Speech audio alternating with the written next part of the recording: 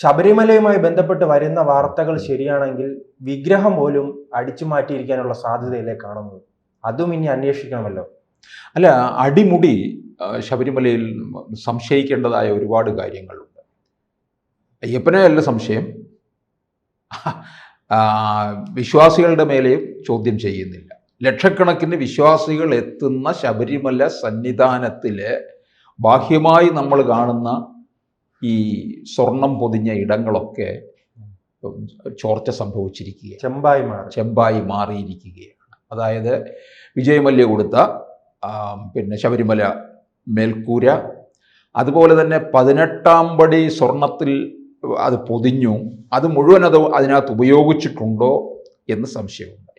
എനിക്കിപ്പോൾ ഉണ്ടാകുന്ന വേറൊരു പ്രബലമായ സംശയം, തിരുവിതാംകൂർ മഹാരാജാവ് ശബരിമലയ്ക്ക് നടയ്ക്ക് വെച്ച തങ്കയങ്കി, തിരുവിതാംകൂറിലെ അവസാനത്തെ മഹാരാജാവ് ചിത്തിര തിരുനാൾ ബാലരാമവർമ്മ, അദ്ദേഹം ഒരു അയ്യപ്പ വിഗ്രഹം നടക്കി വെച്ചു. 450 പവൻ തൂക്കമുള്ളതാണ്. ശബരിമലയിലെ വിഗ്രഹത്തിൻ്റെ അതേ മാതൃകയിൽ തന്നെയാണ്. മണ്ഡല പൂജയുടെ സമാപ്തിയിൽ ഈ അങ്കിയാണ്, തങ്കയങ്കിയാണ് വിഗ്രഹത്തിൽ ചാർത്തി ദീപാരാധന നടത്തുന്നത്. ഇത് സൂക്ഷിക്കുന്നത് ആറന്മുള സ്ട്രോങ് റൂമിലാണ്, ശബരിമലയിലല്ല. എല്ലാ വർഷവും മണ്ഡല പൂജയ്ക്ക് 3 ദിവസം മുൻപേ ആറന്മുള പാർത്ഥസാരഥി ക്ഷേത്രത്തിൽ നിന്ന് ഇത് പുറപ്പെടും. ഈ ദേവസ്വത്തിൻ്റെ ഓരോ ഗ്രൂപ്പ് ഇങ്ങനെ തിരിക്കുമല്ലോ, ആറന്മുള സബ് ഗ്രൂപ്പ്, അങ്ങനെ അവിടെയാണിത്. ഈ അവിടുത്തെ സ്ട്രോങ് റൂമിലാണ് സൂക്ഷിച്ചിരിക്കുന്നത്. അപ്പോൾ അവിടെ നിന്ന് ഈ വിഗ്രഹം എടുത്ത് അലങ്കരിച്ച ഒരു രഥത്തിൽ, ജീപ്പ്, ഒരു രഥത്തിൻ്റെ മാതൃകയിൽ ഉണ്ടാക്കി, അതിൽ പേടകമുണ്ട്. ആ പേടകത്തിൽ ഈ വിഗ്രഹം തുറന്നു വെച്ച് അവിടെ നിന്ന് ഭക്തരുടെ അകമ്പടിയോടെ വരുന്ന വഴികളിലൊക്കെ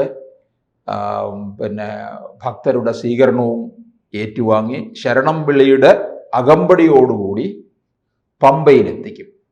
പമ്പയിൽ നിന്ന് ഇത് പേടകത്തിലാക്കി ശിരസിലാക്കിക്കൊണ്ടാണ് പരമ്പരാഗത വഴിയായ നീലിമല, അപ്പാച്ചിമേട് വഴി സന്നിധാനത്തെത്തുന്നത്. മണ്ഡലപൂജയുടെ അവസാനം, അതായത് 41-ാം ദിവസം, വൃശ്ചിക 1 മുതൽ 41-ാം ദിവസമാണല്ലോ മണ്ഡലപൂജ. ആ മണ്ഡലപൂജയിൽ ഈ വിഗ്രഹം ചാർത്തുകയാണ് ചെയ്യുന്നത്. കാരണം ഈ കവടിയാർ കൊട്ടാരവും ശബരിമലയും തമ്മിൽ വലിയ ബന്ധമുണ്ട്, പന്തളം കൊട്ടാരവുമായിട്ടും ബന്ധമുണ്ട്. ചിത്തിര തിരുനാൾ ബാലരാമവർമ്മ മഹാരാജാവിൻ്റെ ജന്മനാളാണ് തുലാമാസത്തിലെ ചിത്തിര ആട്ടത്തിരുനാൾ എന്ന് പറയും. അത് ആ ദിവസം ശബരിമല നട തുറക്കും. അന്ന് കവടിയാർ കൊട്ടാരത്തിൽ നിന്ന് കൊണ്ടുപോകുന്ന നെയ്ത്തേങ്ങ ഉപയോഗിച്ചാണ് അഭിഷേകം നടക്കുന്നത്. ആ ദിവസത്തേക്ക് ചിത്തിര തിരുനാളിൻ്റെ ജന്മനക്ഷത്രം ആയ ആ ദിവസത്തേക്കാണ് നട തുറക്കുന്നത്. ഈ മാസം വന്നിട്ട് 22-ാം തീയതിയാണ്, രാഷ്ട്രപതി എത്തുന്നതിന് തലേ ദിവസമാണ് വന്നിരിക്കുന്നത്, തുലാമാസം. അപ്പോൾ ശബരിമലയുമായിട്ട് കവടിയാർ കൊട്ടാരത്തിലുള്ള ബന്ധം ഇതാണ്. അപ്പോൾ ഈ അവിടെ ചെല്ലുന്ന തങ്കിയെങ്കി തിരിച്ച് ആറന്മുളയിൽ എത്തിക്കുന്നത് ഈ മണ്ഡലപൂജ കഴിഞ്ഞിട്ട് അടുത്ത മകരവിളക്ക് മഹോത്സവത്തിനായി നട തുറക്കാൻ ഒരു 3 ദിവസത്തെ ഗ്യാപ്പുണ്ട്. അതിനിടയ്ക്ക് ഈ വിഗ്രഹം തിരികെ ആറന്മുളയിൽ എത്തിക്കും. ആറന്മുളയിൽ എത്തിക്കുന്നത് ഈ ഇതുപോലെ വന്നതുപോലെയുള്ള ആഘോഷങ്ങളൊന്നുമില്ല. ഇത് പേടകത്തിലാക്കി ദേവസ്വം ബോർഡിൻ്റെ പ്രത്യേക വാഹനത്തിൽ വളരെ സുരക്ഷിതമായിട്ട് അവിടെ എത്തിക്കുന്നു എന്ന് നമ്മൾ കരുതുന്നു. ശബരിമലയിൽ ഇത്രത്തോളം പകൽക്കൊള്ള നടത്തിയ ആരോ, ദേവസ്വം ബോർഡാണോ അതോ വലിയ രാഷ്ട്രീയക്കാരാണോ, ഏതെല്ലാം അന്വേഷണത്തിൽ വരുന്നല്ലേ ഉള്ളൂ. ആരായാലും അവർ ഈ വിഗ്രഹം പോലും മാറ്റി വെച്ചിട്ടുണ്ടോ എന്ന് സംശയിക്കേണ്ടിയിരിക്കുന്നു. 450 പവനാണ് കൊടുത്തിരിക്കുന്ന വിഗ്രഹം, ശബരിമല വിഗ്രഹത്തിൻ്റെ അതേ മാതൃകയിൽ. ഇത് ചെമ്പിലുള്ളതോ വേറെ എന്തെങ്കിലും ഒരെണ്ണം കൊടുത്തിട്ട്, കാരണം ഒരു ഭക്തനും ഇത് അടുത്ത തവണ ഈ തങ്കയങ്കി ശബരിമലയിലേക്ക് കൊണ്ടുപോകുമ്പോൾ ഇത് കഴിഞ്ഞ തവണ അല്ലെങ്കിൽ രാജാവ് കൊടുത്തതാണോ എന്നൊന്നും നോക്കാറില്ല. വെട്ടിത്തിളങ്ങുന്നതായിട്ട് നമുക്ക് മാത്രം കാണാം. 1973 ഇത് കൊടുത്തത്. അന്ന് മുതൽ ഈ പറഞ്ഞ രീതിയിലാണ് കൊണ്ടുപോകുന്നത്. പക്ഷെ പന്തളത്ത് നിന്നുള്ള തിരുവാഭരണം ശിരസിലേറ്റിയാണ് പോകുന്നത്. അത് രണ്ടാണ്. അത് വളർത്തച്ഛൻ ശബരിമലയിലേക്ക് കൊടുത്തുവിടുന്നതാണ്. പന്തളം കൊട്ടാരത്തിൽ നിന്ന് മകന് കൊടുത്തുവിടുന്ന ആഭരണങ്ങളാണ്. സർവാഭരണ വിഭൂഷിതനായി മകരവിളക്ക് സമയത്ത് കാണാൻ വേണ്ടിയിട്ടാണ്. അപ്പൊ ഇതിനകത്ത് ഒരുപാട് സംശയം ഉണ്ടാകുന്നുണ്ട്. തിരികെ കൊണ്ടുപോയി സ്ട്രോങ് റൂമിൽ വെക്കുന്നു.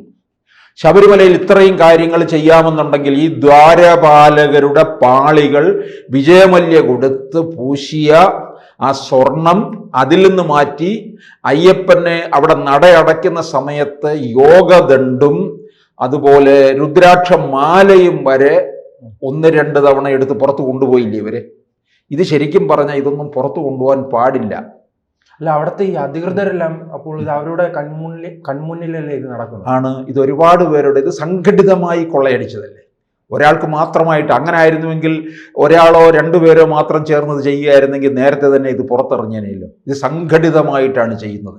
അവിടെ വലിയൊരു ലോബി ഇതിനകത്ത് പ്രവർത്തിക്കുന്നുണ്ട് എന്നുള്ളതാണ്. ഈ പലരെയും സ്പോൺസറെ ഇങ്ങനെ കണ്ടെത്തും. ഇപ്പൊ ഈ ഉണ്ണികൃഷ്ണൻ പോറ്റി എന്ന് പറയുന്ന ഈ ഫ്രാഡുണ്ടല്ലോ, ചെയ്തുകൊണ്ടിരുന്ന എന്താണ്, പലരുമായിട്ട് ബന്ധം സ്ഥാപിക്കും. അതായത് ശബരിമലയിൽ വരുന്ന മറ്റ് സംസ്ഥാനങ്ങളിൽ നിന്ന് വരുന്ന ഭക്തരൊക്കെ ഉണ്ട്. അവരെല്ലാം കോടീശ്വരന്മാരാണ്. അവർ പറയുന്നത് ഞങ്ങൾ ഇവിടെ വന്നതിന് ശേഷമാണ് എല്ലാം അയ്യപ്പൻ തന്നതാണ്, ഞങ്ങളുടെ ബിസിനസ് ഇങ്ങനെ പുരോഗമിച്ചു കൊണ്ടിരിക്കുകയാണ്. അപ്പോൾ അവരവിടെ വന്നിട്ട് ഈ മേൽശാന്തിയും തന്ത്രിയും ഒക്കെ കാണാനായിട്ട് നിൽക്കും. അപ്പോൾ ഈ ഉണ്ണികൃഷ്ണൻ പോറ്റിയെ പോലുള്ള തട്ടിപ്പ് സംഘങ്ങളൊക്കെ ഇങ്ങനെ തന്ത്രിയുടെയും മേൽശാന്തിയുടെയും ഒക്കെ അടുക്കൽ റൂമിൻ്റെ അവിടെ പൂണൂലും ഒക്കെ ധരിച്ച് ആ വേഷധാരിയായിട്ട് അങ്ങനെ നിൽക്കും. അപ്പോൾ അവർക്ക് ഇവരെ കാണുമ്പോഴറിയാം എത്രത്തോളം സമ്പന്നരാണ് എന്നുള്ളതൊക്കെ മനസ്സിലാക്കി അവരുടെ ചുറ്റും കൂടും. മലയാളികളുടെ അടുക്കലേക്ക് വരത്തില്ല. അങ്ങനെ കൂടി ഇവർക്ക് വേണ്ട സൗകര്യങ്ങൾ ഉടനെ ശബരിമലയിലെ പ്രസാദം, അരവണ, പിന്നെ അയ്യപ്പന് നേദിച്ച പായസം, ഇതൊക്കെ പിന്നെ നെയ്യഭിഷേകം കഴിഞ്ഞ നെയ്യ്, ഇതെല്ലാം പ്രത്യേകമായിട്ട് കൊടുക്കുമ്പോൾ ഇവർക്ക് വലിയ സന്തോഷമായിരിക്കും. പിന്നീട് ഇവരുമായിട്ടൊക്കെ ബന്ധമുണ്ടാക്കി കഴിയുമ്പോൾ അവർ ചിലപ്പോൾ എന്തെങ്കിലും വലിയൊരു വഴിപാട് സ്വർണം കൊണ്ടുള്ള എന്തെങ്കിലും ഇവിടെ സമർപ്പിക്കാൻ ആഗ്രഹിക്കുന്നു എന്ന് പറയും.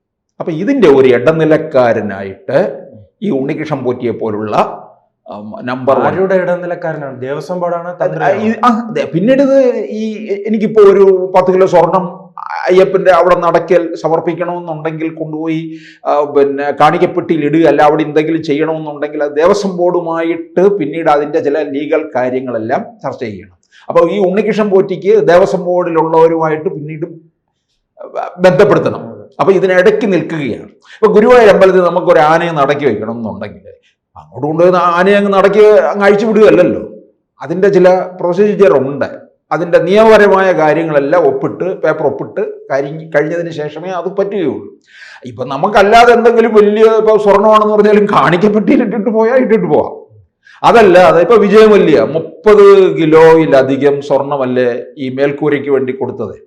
അപ്പം ഇത് കൊണ്ടുപോയി വെറുതെ ഞാൻ കൊടുക്കുകയല്ലല്ലോ, അതിന് എഗ്രിമെൻ്റ് ഉണ്ട്. അതനുസരിച്ചാണ് വിജയമല്യ വന്നെന്തോ അവിടെ ഇങ്ങനെ നോക്കി നിൽക്കുമോ? ഞാൻ തന്ന 30 കിലോയും അവിടെ വിനിയോഗിച്ചോ എന്നും പറഞ്ഞൊന്നും നോക്കി നിൽക്കത്തില്ല. അതിലെത്ര ഉപയോഗിക്കുന്നു എന്ന് പോലും ആർക്കും അറിയത്തില്ല.